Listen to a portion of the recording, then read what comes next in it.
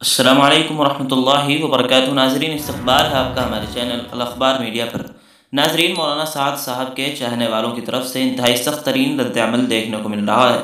مولانا سعد صاحب کو اتنا بڑا بنا کر اور دیگر حضرات علماء کرام اکابرین کو معمولی بنایا جا رہا ہے۔ مضامین لکھے جا رہے ہیں، جگہ جگہ اس طرح کے کمنٹس کر رہے ہیں۔ کوئی کہہ رہا ہے کہ مولانا سعد صاحب کے علم کو سمجھنے کے لیے علم چاہیے، مولانا سعد صاحب کا علم سمندر ہے اور دیوبند کا علم قطرہ ہے۔ کوئی یہاں تک کہہ رہا ہے کہ مفتی ابوالقاسم نعمانی کو مولانا سعد صاحب کی خدمت میں لگنا چاہیے، ان کے ساتھ وقت لگانا چاہیے، تب جا کر سمجھ میں آئے گا۔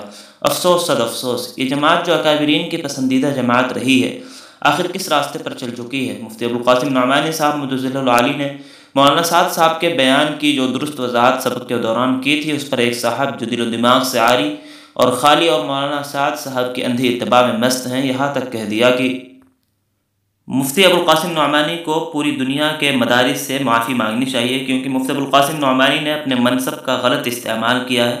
درس حدیث کا منصب اللہ اور اس کے رسول صلی اللہ علیہ وسلم کی بات کو واضح کرنے کے لیے ہے، کسی مسلمان کی غیبت کرنے کے لیے نہیں ہے۔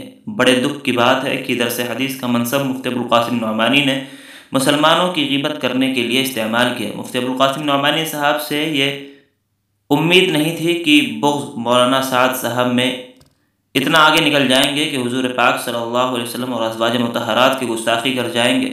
اللہ پوری امت کی حفاظت فرمائے، اس لیے کہ مفتی ابوالقاسم نعمانی نے درس حدیث کے منصب کو مسلمانوں کی غیبت کے لیے استعمال کیا۔ اللہ حفاظت فرمائے۔ ناظرین، اس طرح کے بے شمار غلط اور غیر مناسب تبصرے غیر مناسب الفاظ کے ساتھ استعمال کیے جا رہے ہیں۔ اللہ رب العزت تمام تبلیغ سے جڑے بھائیوں کو ہدایت دے، مولانا سعد صاحب کو اپنے افکار و خیالات کو درست کرنے کی توفیق عطا فرمائے اور جماعت کو اکابرین کے منہج پر اور طریقے پر چلانے کی توفیق عطا فرمائے۔ ناظرین، اس ویڈیو کے متعلق آپ کی کیا رائے ہے کمنٹ باکس میں ضرور لکھیں، ویڈیو کو لائک اور شیئر کر دیں۔ اس طرح کی اور بھی ملی اور ملکی خبریں حاصل کرنے، مدارس اور علماء کے متعلق ہر خبر سے باخبر رہنے کے لیے ہمارے چینل الاخبار میڈیا کو سبسکرائب کر لیں، بیل آئیکن ضرور دبا دیں۔ شکریہ، والسلام علیکم ورحمۃ اللہ۔